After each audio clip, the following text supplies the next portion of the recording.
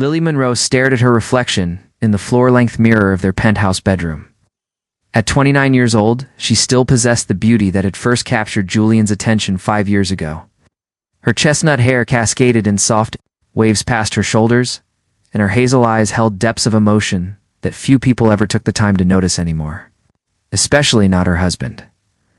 The charity gala invitation sat on her vanity table, embossed with gold lettering.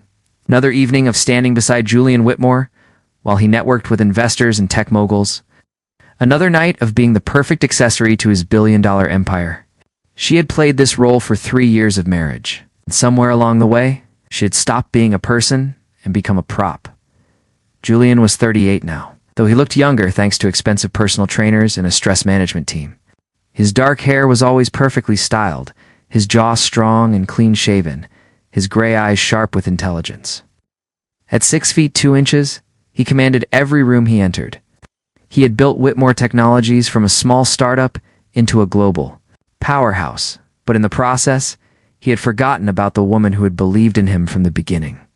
The decision that changed everything. Lily pulled open her closet, pushing past the conservative gowns Julian's stylist always selected for her. Navy blue, black cream, all safe and forgettable. Tonight would be different, hidden in the back. Was a dress she had purchased 6 months ago in a moment of rebellion. Emerald green silk that hugged every curve, with a hemline that ended daringly above the knee and a neckline that was elegant but undeniably alluring. Her hands trembled slightly as she slipped into the dress. The fabric felt like confidence against her skin. She styled her hair in loose curls, applied makeup with more boldness than usual, and stepped into silver heels that made her legs look impossibly long. When she looked in the mirror now, she saw someone who existed, who mattered, who refused to disappear. "Are you ready?" "The car is waiting." Julian's voice came from the doorway, distracted as always. He was checking his phone, probably responding to emails about the merger that had consumed him for months. When he finally looked up, Lily watched his expression shift. His eyes widened slightly, traveling from her heels up the length of her body to her face. Something flickered across his features before his usual mask of control returned. "That's new," he said, his tone carefully neutral. "Do you like it?" Lily asked, though she already knew he would say something diplomatic and meaningless. "It's very eye-catching," Julian replied, and there was an edge to his voice she could not quite identify, perhaps a bit much for a charity event. The party where everything shifted, the gala, was held at the Riverside Hotel, a stunning venue with floor-to-ceiling windows overlooking the city lights. Crystal chandeliers cast a warm glow over hundreds of guests in expensive attire. Lily had attended dozens of events like this, always fading into the background while Julian worked the room. Tonight felt different from the moment they walked in. She felt eyes on her immediately. Conversations paused mid-sentence as heads turned. Men looked twice, and women exchanged glances that mixed surprise with something like approval. Lily walked beside Julian with her head held high, feeling truly seen for the first time in years. "Lily, you look absolutely stunning," said Graham Pierce, one of Julian's business rivals, approaching with a warm smile. He was in his early 40s, handsome in a polished way, and he took her hand with an appreciation that felt genuine. "Julian is a lucky man." "Thank you, Graham," Lily replied, noticing how Julian's grip on her elbow tightened almost painfully. "I know exactly how fortunate I am," Julian said, his voice carrying a warning that Graham either missed or chose to ignore. Throughout the evening, Lily found herself surrounded by attention. Investors wanted to know her thoughts on the upcoming tech innovations. Other guests asked about her background in art curation, a career she had abandoned after marrying Julian. For the first time in 3 years, people were interested in her as a person, not just as Julian Whitmore's wife. The Green Monster Awakens. Julian watched from across the ballroom as his wife laughed at something Marcus Chen was saying. Marcus was young, successful, and clearly captivated by Lily. The tech entrepreneur had been circling her all evening, like a shark sensing blood in the water. Something dark and primal twisted in Julian's chest. Jealousy was not an emotion he was accustomed to feeling. He controlled everything in his life. With careful precision, but watching other men appreciate what he had taken for granted, ignited a fury he barely recognized. When Thomas Brennan, a venture capitalist known for his charm, kissed Lily's hand with exaggerated gallantry, Julian felt his control snap. He crossed the room in long strides, inserting himself into the conversation with barely concealed aggression. "Gentlemen, if you'll excuse us, I need to speak with my wife." His tone left no room for argument. Julian guided Lily through the crowd toward one of the private balconies overlooking the river. The cool night air did nothing to calm the storm building inside him. "What exactly do you think you're doing?" he demanded once they were alone. Lily turned to face him, and Julian saw something in her eyes he had not seen in months. Strength, defiance, life. "I'm attending a charity gala with my husband," she replied calmly. "What do you think I'm doing? Is that dress? The way you've been encouraging all that attention? It's inappropriate." "Inappropriate." Lily's laugh was sharp. "Julian, for 3 years I've dressed how you wanted, acted how you wanted, became invisible to make you comfortable. Tonight I wore a dress that makes me feel beautiful, and suddenly I'm inappropriate. Every man in that room has been staring at you like they have a chance, and that bothers you." Her eyes flashed. Bass. "That finally, after months of you treating me like furniture, someone might actually see me? Someone might find me worth looking at." The truth comes out. Julian felt something crack inside his chest. "What are you talking about? When was the last time you really looked at me, Julian?" Lily's voice broke slightly. "When was the last time we had a conversation that wasn't about your work? When was the last time you kissed me like you meant it, like I was more than just an obligation?" The questions hit harder than any business setback. Julian opened his mouth to defend himself, but found he had no defense. When had he stopped seeing her? When had work consumed every thought, every moment, until Lily became just another item on his daily schedule? "I've been building our future," he said weakly. "Our future." Lily shook her head, tears glistening. "Julian, you've been building your empire? I haven't been part of your plans for a long time. I'm just the wife you parade out for events like this. It's the one who's supposed to smile and stay quiet and never demand anything. That's not fair, isn't it? Can you tell me my favorite book right now? The one I've been reading for the past month?" When Julian remained silent, she continued. "Can you tell me what I've been doing with my days? What I dream about? What makes me sad?" The silence was damning. Julian realized with horrible clarity that he could not answer a single question about the woman he had married. "I celebrated our 3rd anniversary alone last month," Lily whispered. "I made your favorite dinner, wore the dress from our wedding photos, and waited until midnight. You came home at 1 in the morning, ate standing up while checking emails, and went to sleep in your office. Lily, I forgot. The Singapore deal was closing, and I just lost track." "You always lose track," she said softly. "Of dates, of promises, of me. Tonight, when you saw other men noticing me, you suddenly remembered I existed. But Julian, jealousy isn't love. Control isn't love. I don't want a husband who only sees me when he's afraid of losing his possession." Crossroads in the moonlight, Julian felt panic rising, an unfamiliar sensation for a man who had built his success on never showing weakness. "What are you saying?" "I'm saying I've been drowning in our marriage and you've been too busy to notice." Lily wrapped her arms around herself. "I love you, Julian. I never stopped loving you. But I can't keep being invisible. I can't keep waiting for you to remember that I'm here. Tell me how to fix this." His voice cracked with desperation. "I can't tell you that. You have to figure out what matters more. Your empire or your marriage. Because right now, you're losing both."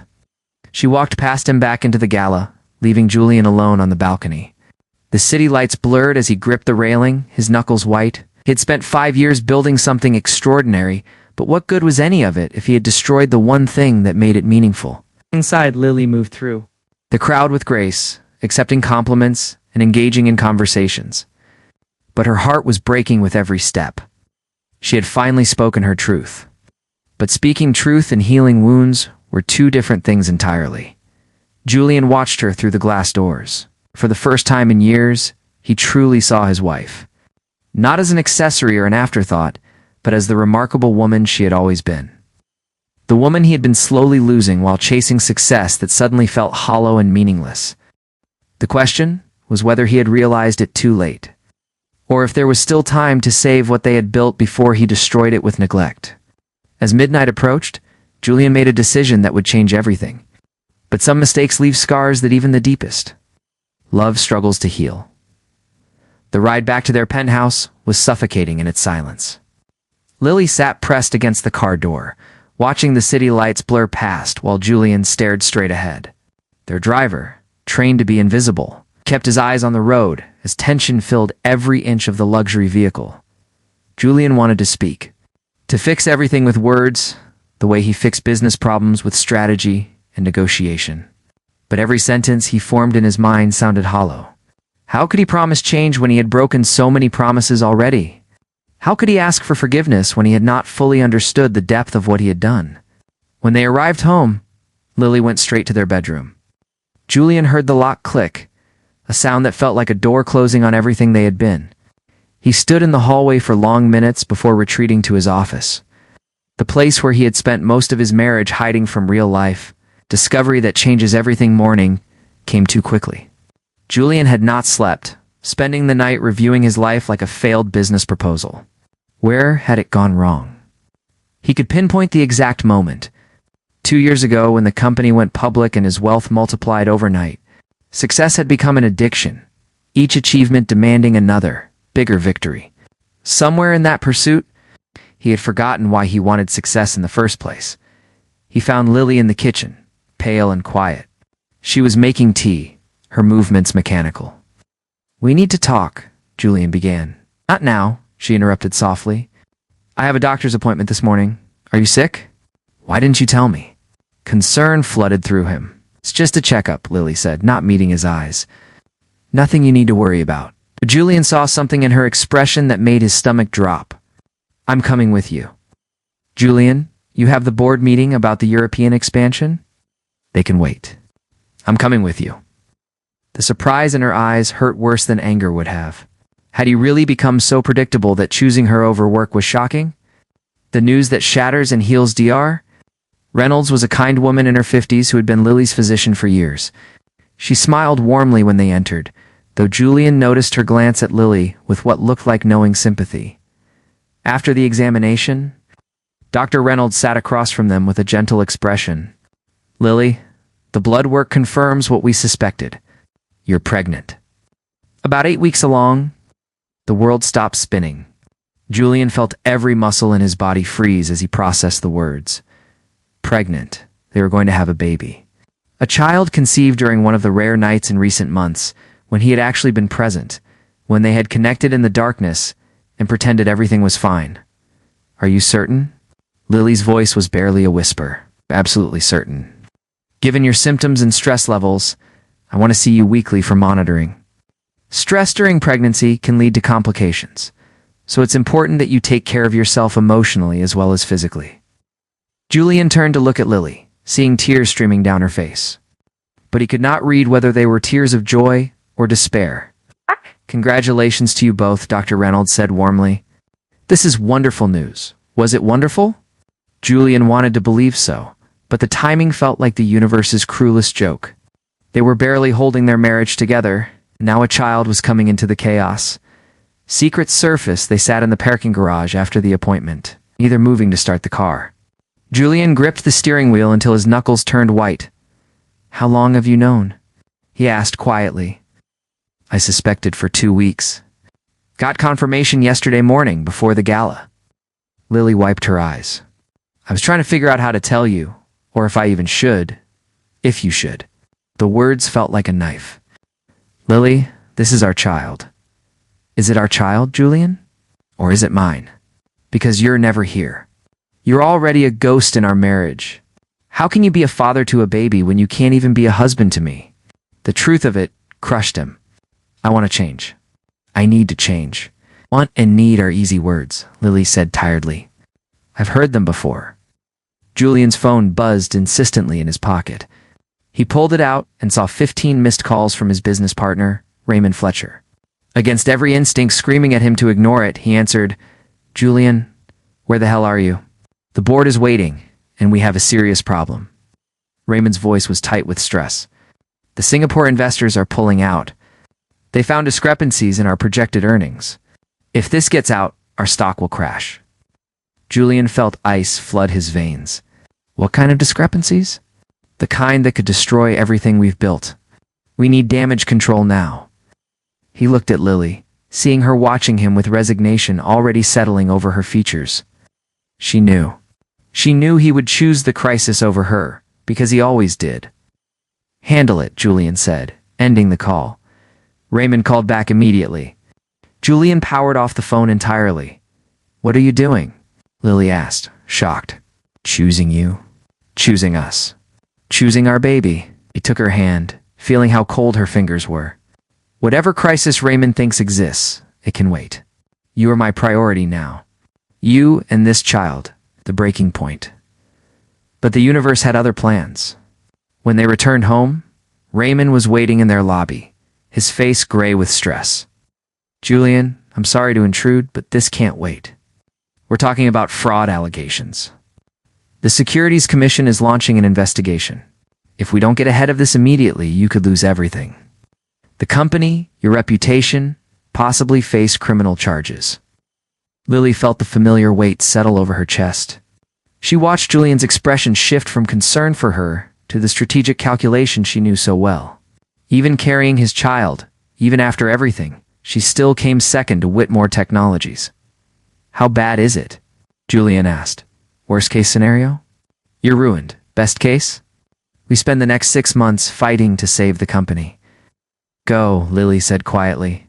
"Do what you need to do." "Lily, no.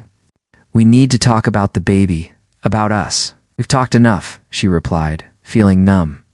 "Your company is in trouble. I know where you're needed." "Please don't do this," Julian pleaded. But Lily was already walking away. Toward the elevator, toward their apartment that had never felt like a home. She heard Julian call her name, heard the anguish in his voice, but she kept walking. Some patterns were too deep to break, even with the best intentions. The unraveling the next 3 weeks were hell for both of them.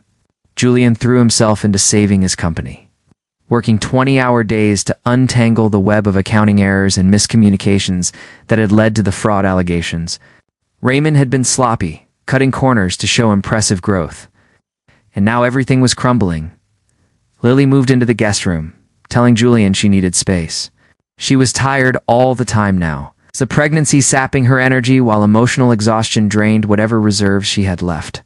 Her mother flew in from Boston, taking one look at her daughter and immediately understanding that something was deeply wrong.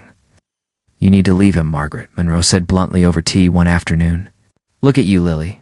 You're pregnant and alone, even though you're married. What kind of life is that for you or your baby?" "I love him, Mom," Lily whispered. "Love isn't enough when the other person won't show up." Her mother's eyes were sad but firm. "I stayed with your father for 15 years, hoping he would change, hoping he would choose us over his career. He never did. Don't make my mistake." That night, Lily made a decision. She packed 2 suitcases and wrote Julian a letter. The letter that changed everything. Julian found the letter at 2 a.m. when he finally dragged himself home. The apartment felt wrong the moment he entered. Too quiet. Too empty. The envelope was on the kitchen counter, his name written in Lily's elegant handwriting. His hands shook as he opened it. "Julian, I'm writing this because I don't have the strength for another painful conversation, where we both say the right things but nothing changes. I've gone to stay with my mother for a while. I need time to think about what's best for me and our baby. I know you're fighting to save your company, and I understand why it matters to you. But I've realized something these past few weeks. Your company will always be in crisis. There will always be another emergency, another deadline. Another reason why we have to wait to work on us. Can't raise a child in a marriage where I'm constantly competing for attention with board meetings and investor calls. Our baby deserves parents who are present, not a father who is always somewhere else. Physically or emotionally. I'm not asking you to choose between your career and your family. I'm asking you to figure out how to have both without destroying one of them. And I need to figure out if I can survive loving someone who might never be able to give me what I need. This isn't goodbye. It's a pause. A space for both of us to be honest about what we really want from this life we've built together. I love you. I probably always will. But love alone hasn't been enough to fix what's broken between us." Lily. Julian read the letter 3 times, each word carving deeper into his chest. She was gone, carrying his child, broken by his neglect. She had left because staying was killing her slowly, He sank to the floor of their kitchen. The letter clutched in his hands, and for the first time since he was a child, Julian Whitmore allowed himself to cry. Great, shuddering sobs that came from the depths of a soul finally waking up to realize what it had lost. Rock bottom the next morning. Julian called an emergency board meeting. Raymond looked relieved when he walked in, assuming Julian was finally ready to focus entirely on saving the company. "Gentlemen," Julian began, his voice hoarse from crying and lack of sleep, effective immediately. "I'm stepping down as CEO." Shock rippled through the boardroom. Raymond half rose from his chair. "Julian, you can't be serious. We're in the middle of a crisis." "Raymond, you created this crisis with your shortcuts and poor decisions. I should have been paying closer attention instead of being obsessed with growth at any cost." Julian looked around the table at the men who had helped him build his empire. "I'm installing Catherine Park as interim CEO. She's been with us from the beginning, has the integrity this company needs to rebuild trust." "And what will you do?" asked one of the board members. "I'm going to try to save my marriage before I lose the only thing that actually matters." He walked out of the boardroom, ignoring Raymond's protests and Catherine's concerned questions. In his office, he began making calls. He liquidated personal assets, sold his shares in 3 smaller companies, and restructured his involvement in Whitmore Technologies to advisor status only. Then he drove to Boston. Margaret. Monroe answered the door of her comfortable suburban home with a protective glare. "She doesn't want to see you." "Please," Julian said simply. "I need 5 minutes. If she tells me to leave after that, I'll go." "You've hurt my daughter enough." "I know," Julian agreed quietly, "and I'll regret that for the rest of my life. But I love her, Mrs. Monroe, and I'm finally ready to prove it." Something in his eyes must have convinced her, because she stepped aside. 5 minutes. "After that, I'm calling the police if you don't leave." Julian found Lily in the sunroom, curled up on a wicker couch with a book she clearly was not reading. She looked up when he entered, and he saw dark circles under her eyes that mirrored his own. "What are you doing here?" she asked without emotion. "I quit." Lily blinked. "What?" "I stepped down as CEO. I've restructured everything, so I'm no longer running day-to-day operations. I sold assets to ensure financial security for us and the baby, regardless of what happens with the company." Julian stayed near the doorway, afraid to move closer. "I can't undo the past 3 years, Lily. But I can show you that I'm done letting work destroy us." "Julian, you love that company." "I love the idea of success," he corrected. "I loved proving I could build something extraordinary. But somewhere along the way, I forgot why I wanted those things. I wanted to give you everything, but I ended up giving you nothing except loneliness." Lily set down her book, tears already forming. "You can't just fix this with grand gestures." "I know," Julian said. "That's why I'm not asking you to come home. I'm asking if you'll go to therapy with me. Marriage counseling. Individual therapy for both of us. Whatever it takes to understand how I became someone who could hurt you so badly. And if therapy shows we're too broken to fix." The question terrified him, but he answered honestly. "Then at least we'll know we tried everything. And we'll figure out how to co-parent our child with respect and kindness, even if we can't save our marriage." Small steps forward, Lily agreed to 1 therapy session. Just 1, to see if there was anything left worth saving. Dr. Patricia Holmes was in her 60s, with kind eyes and a no-nonsense demeanor. She listened to their story over 2 hours, asking questions that cut to the core of their dysfunction. "Julian," she said finally, "you're a man who has measured success your entire life by external achievements. But relationships can't be managed like businesses. They require vulnerability, presence, and the courage to fail without having a strategic plan to fix it." "I understand that now," Julian replied. "Do you?" "Because your wife left you 3 weeks ago, and your solution was to quit your job and sell assets. Those are still external fixes. I'm asking if you're ready to do the internal work of understanding why you ran from intimacy in the first place." The question hit like a physical blow. "My father," Julian said slowly, "was never satisfied with anything I did. Every achievement was met with criticism about how I could have done better. I swore I'd be different, that I'd build something so successful that no one could criticize me. But I just became him in a different way. Impossible to please and always focused on the next goal." Lily reached over and took his hand. The first physical contact they had shared in weeks, and Lily, Dr. Holmes turned to her. "You've been so focused on being the perfect wife that you stopped asking for what you needed. You made yourself invisible long before Julian stopped seeing you." "I didn't want to be a burden," Lily admitted. "My mother sacrificed everything for my father's career, and she was miserable. I thought if I could just be supportive enough, patient enough, Julian would eventually have time for me. But I was teaching him that I didn't matter. You both have patterns to break," Dr. Holmes said. "This won't be quick or easy, but if you're both willing to do the work, there's hope." They left the session emotionally drained but somehow lighter. Julian drove Lily back to her mother's house, and before she got out of the car, he spoke. "I found an apartment near here. I'm staying in Boston until you're ready to come home, even if that takes months. I'm not leaving you alone through this pregnancy. Julian, your company needs you. Catherine has it handled. And even if the whole thing crashes, Lily, it doesn't matter. You matter. This baby matters. Everything else is just noise." The long road back the next 4 months were the hardest of Julian's life, but also the most important. He attended therapy twice a week, individual sessions where he slowly unraveled the childhood wounds that had driven him to prove himself through endless achievement. He showed up for every one of Lily's doctor appointments, asked questions about the baby's development, and learned to be present without trying to fix or control everything. Slowly, carefully, they began rebuilding trust. Lily moved back to their penthouse when she was 6 months pregnant, but they still slept in separate rooms. Julian didn't push. He cooked meals, even though he was terrible at it, making her laugh with his kitchen disasters. He read parenting books and assembled baby furniture with an intensity that would have been comical if it wasn't so touching.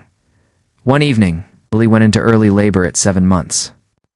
Panic seized Julian as they rushed to the hospital, his worst fears roaring to life. What if something happened to her? What if he lost her before he could make things right? The medical team stabilized her, giving medications to stop the contractions and keep the baby safe until she reached full term. Julian sat by her hospital bed for 3 days straight, holding her hand and talking to her about everything and nothing. "I'm scared," Lily admitted on the third night. "So am I," Julian confessed. "Terrified. Of being a father, of not being enough, of losing you." "You won't lose me," Lily said softly. "Not if you keep showing up like this. Not if you keep choosing us." At 38 weeks, Lily went into labor for real. 12 hours of pain and fear, and Julian feeling completely helpless as he watched the woman he loved suffer.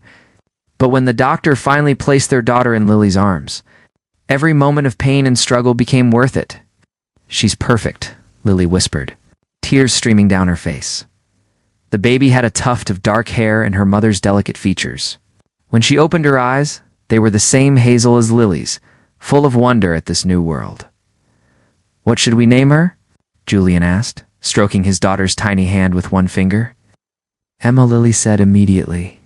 "Emma Rose." "Emma Rose Whitmore," Julian repeated, feeling his heart expand in ways he never knew were possible. "Hello, my beautiful girl. I promise you'll never doubt that you're loved. I promise I'll be the father you deserve." He looked at Lily, saw the exhaustion and joy mixed together on her face, and felt gratitude so deep it hurt. "Thank you," he whispered, "for not giving up on us, for giving me the chance to be better." "You earned it," Lily replied, "by showing up every single day and doing the work." 3 years later, a family reborn. The beach house in Cape Cod was filled with laughter. Emma, now 3 years old, ran through the waves with fearless joy, her dark curls bouncing as she splashed and giggled. Julian chased after her, scooping her up and spinning her around while she shrieked with delight. Lily watched from the sand, her hand resting on her belly where their second child grew. A boy this time, due in 4 months. She smiled as her husband and daughter played, marveling at how different their lives looked. Now, Julian had never returned to being CEO. He consulted part-time for Whitmore Technologies, but his priority was his family. He coached Emma's tiny toddler soccer league, made pancakes every Sunday morning, and never missed bedtime stories. They had moved out of the sterile penthouse and into a historic brownstone in Boston's Back Bay. With a yard for Emma to play in and neighbors who became friends, Lily had returned to art curation, opening a small gallery that showcased emerging artists. It didn't make much money, but it filled her soul in ways she had forgotten were possible. "Mommy, look." Emma ran up with a perfect seashell, her eyes wide with excitement. "For you? It's beautiful, sweetheart," Lily said, accepting the treasure with appropriate reverence. Julian sat down beside her in the sand, pulling Emma onto his lap. "Happy anniversary," he said softly. "Anniversary of what?" Lily asked, though she knew. 6 years ago today, I saw you for the first time at that gallery opening. You were explaining a sculpture to a confused investor, making him see beauty he'd never noticed before. I fell in love with you that moment, even though I was too stupid to appreciate what that meant." Oh. Lily leaned her head on his shoulder. "We almost lost everything. But we didn't," Julian replied. "We fought for it. We did the hard work of becoming people who deserved each other." Emma wiggled free and ran back to the water, chasing seagulls with endless energy. Julian and Lily sat in comfortable silence, watching their daughter play, each lost in thoughts of how close they had come to throwing away their chance at happiness. "Do you ever regret it?" Lily asked quietly. "Giving up the CEO position, stepping away from the empire you built?" Julian considered the question seriously. "Sometimes I miss the adrenaline of closing a big deal. But then I come home, and Emma runs to hug me, or I watch you light up talking about a new artist, or I feel our sun kicking against your belly, and I realize I didn't give up anything real. I just stopped chasing shadows." "I'm proud of you," Lily said. "For having the courage to change. I'm proud of you for having the courage to demand better," Julian countered. "For not accepting a life that was slowly killing you. For teaching me that real success is measured in moments like these. Not in stock prices or board meetings." As the sun began to set, painting the sky in shades of orange and pink, they called Emma back and walked together toward their rental cottage. A family that had nearly broken apart but had chosen to heal instead. A love that had almost died from neglect but had been reborn through honesty, effort, and the daily decision to choose each other. Julian had learned that being a billionaire meant nothing if you were poor in the things that actually mattered, and Lily had learned that her worth was not determined by how much someone else saw her, but by how clearly she saw herself. Their story wasn't a fairy tale. It was something better. It was real. Messy and imperfect, full of mistakes and hard-won victories. But it was theirs, built on a foundation of truth instead of illusions. And that made all the difference. As they tucked Emma into bed that night, reading her favorite story about a brave little girl who saved her kingdom, Julian caught Lily's eye over their daughter's head and smiled. They had saved their own kingdom, not with magic or grand gestures, but with the quiet, daily heroism of choosing love even when it was hard. And in the end, that was the only magic that ever truly worked.